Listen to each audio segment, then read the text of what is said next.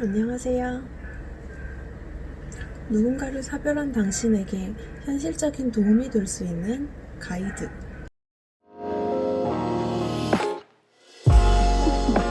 나의 기록으로 당신이 행복해졌으면 좋겠어요.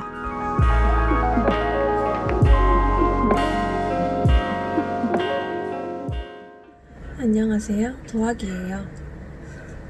누군가를 떠나보낸다는 것은 정말 슬픈 일이죠. 사랑했던 고인과 이별 후 많은 아픔이 있겠지만 그 중에서도 경제적인 부분도 있을 거잖아요.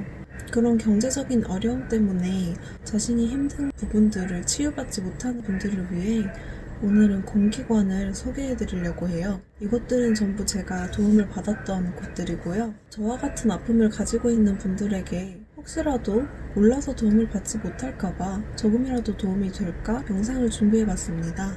사실 사별이 발생하면 아무도 어떻게 행동해야 되는지 모르잖아요. 그래서 저는 이런 기관들이 장례식장에서부터 연계되면 좋겠다고 생각했는데 이미 광주시는 그런 지원을 하고 있다고 하더라고요.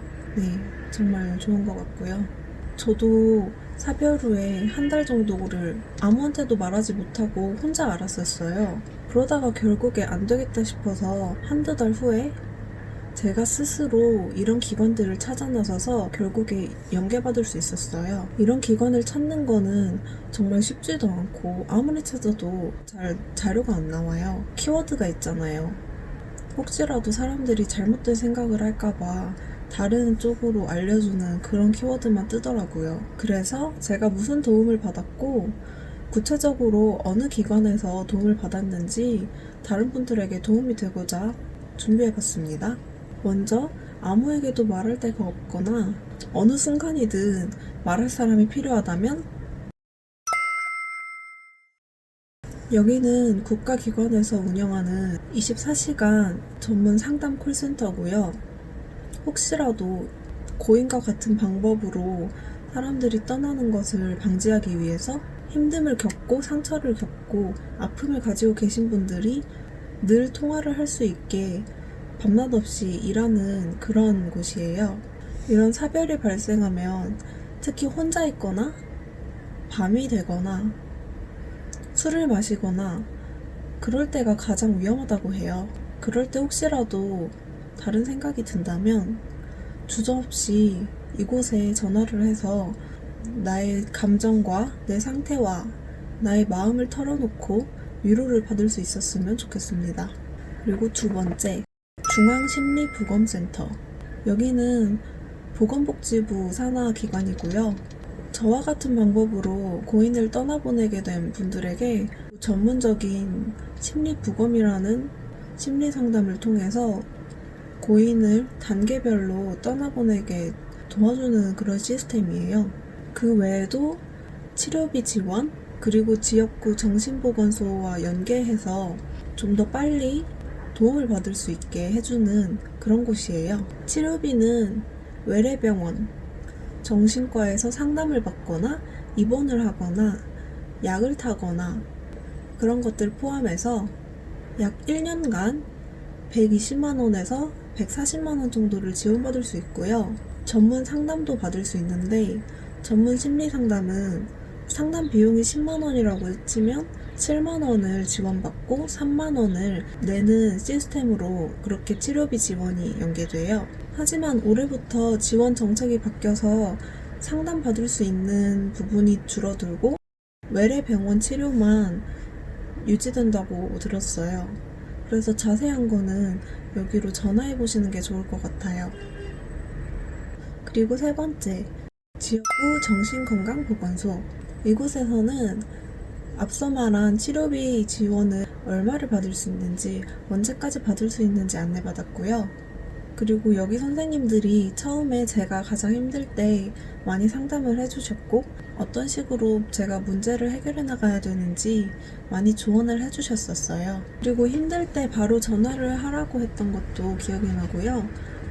그 외에도 유가족 모임을 알려주신 것도 저에겐 큰 도움이 됐었어요. 그리고 네 번째, 상록수 유가족 모임, 자조 모임이라고 불러요. 저는 정말 여기가 절실했거든요. 저와 같은 아픔을 겪고 있는 사람들과 대화를 나누는 게 무엇보다 저에겐 절실했어요. 정신과를 가도, 심리상담을 받아도, 지역구 선생님들에게 도움을 받아도 그분들은 저를 이해하지만 저와 같은 상처를 안고 있는 게 아니니까 완전히 공감하지는 못하잖아요. 저는 저와 같은 아픔을 겪고 있는 사람들과 터놓고 이야기할 수 있고 또 같은 공감대를 형성하고 그분들의 이야기를 들어보고 싶었어요.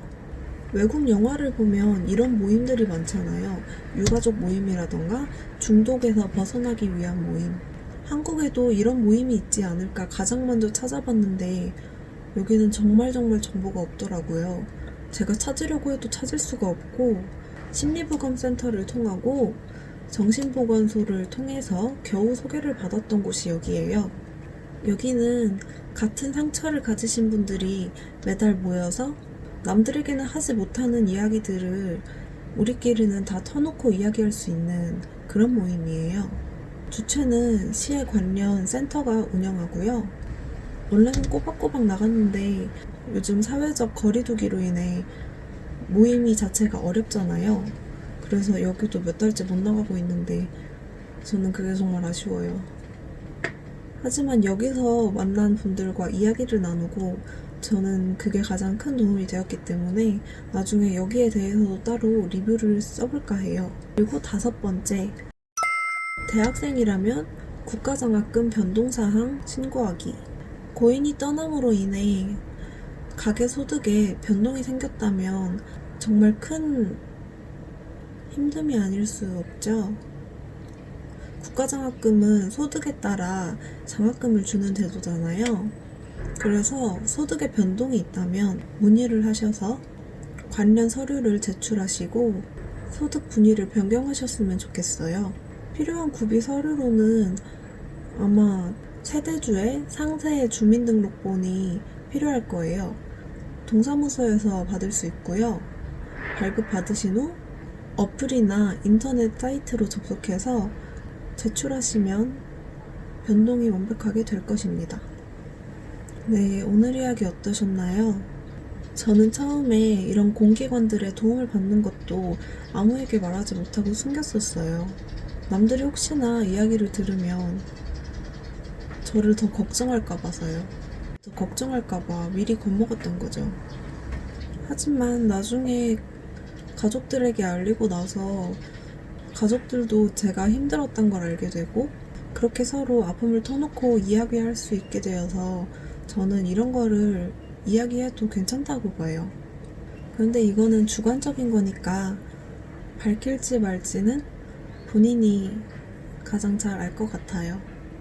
항상 나에게 최선이 되는 선택을 해주시고요.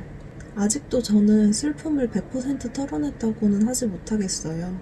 그래도 이런 도움들을 받았고 지금 완벽하지는 않지만 제가 이전의 저로 어느 정도 다시 돌아올 수 있게 좀 회복되는 데 도움이 된 것 같아서 지금은 정말 감사한 입장입니다. 나중에 저 기관들에서 받은 상세한 도움과 어떤 식으로 일이 진행되는지 그리고 그때 당시의 심정과 치료의 심정과 지금 현재의 제 심정을 비교하면서 리뷰를 한번 다뤄볼게요. 그럼 오늘도 나의 기록으로 당신이 행복해졌으면 좋겠어요. 또 제 이 기록으로 당신이 조금 더 도움을 받고 당신도 빨리 아픔을 털어낼 수 있기를. 오늘도 당신과 내가 존재해서 저는 감사한 하루입니다. 더하기였습니다. 감사합니다.